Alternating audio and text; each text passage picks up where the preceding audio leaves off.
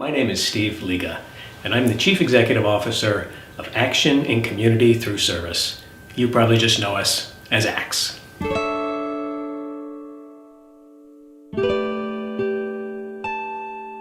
I was attracted to ACTS initially for two reasons. One is the incredible mission that it has, and the other is the rich history. This is a community-based organization founded 50 years ago because the community came together to help a family.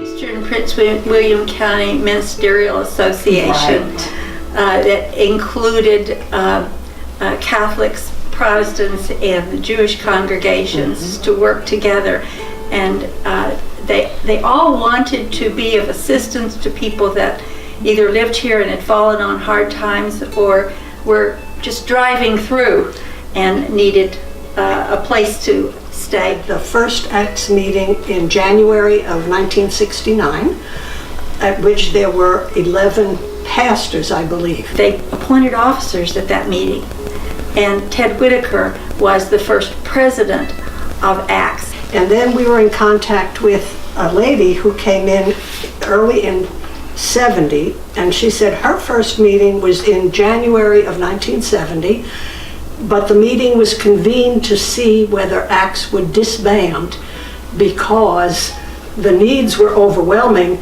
but the volunteers and the support, not enough of it was there. Fortunately for everybody in Prince William, that did not happen.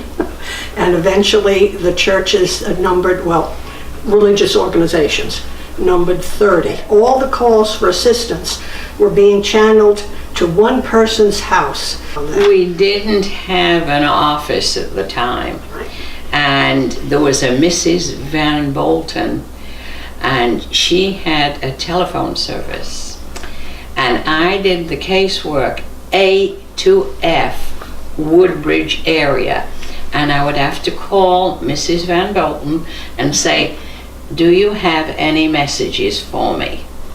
And Mrs. Van Bolton was the one that kept track of our caseworkers.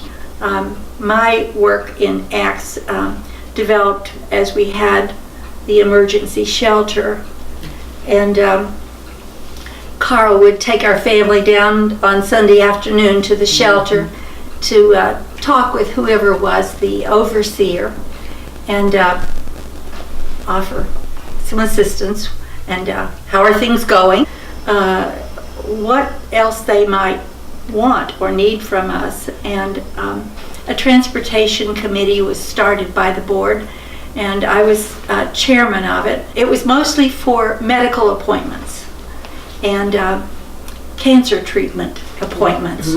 And Carl Hoover announced that we needed to get an emergency shelter. So he said, Gladys, Claire, and Lucy, I nominate you to find a suitable place. That sounds like Carl. And yes, And she did. and at the time I was working at the hospital thrift store up the street from this house that was purchased by Jim Rule to make a car wash. He was going to have a car wash.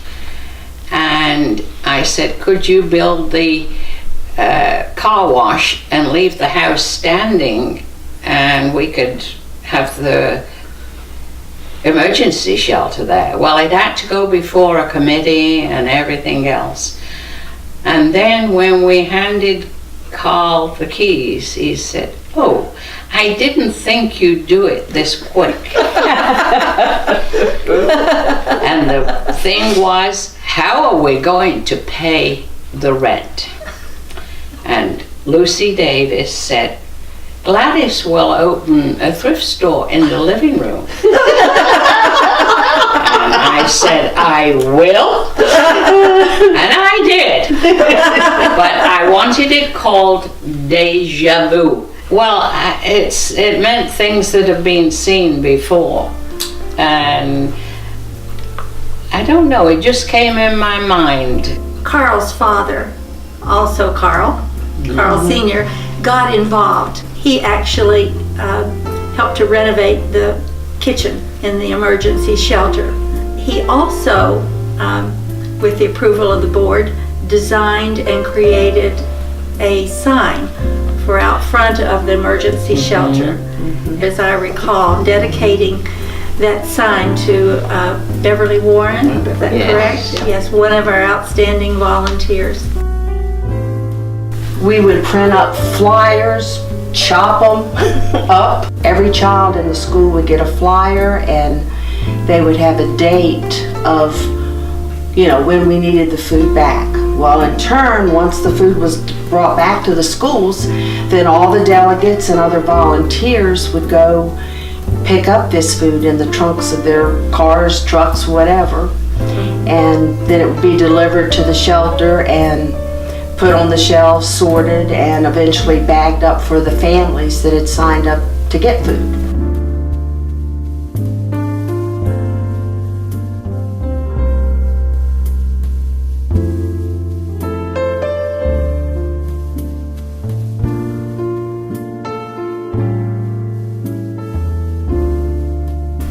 Other than that, we would contact the churches. They would, each month, we would say we need peanut butter and jelly, tuna, different food items, and they would all, you know, they would bring that together, and then the delegates would bring it in.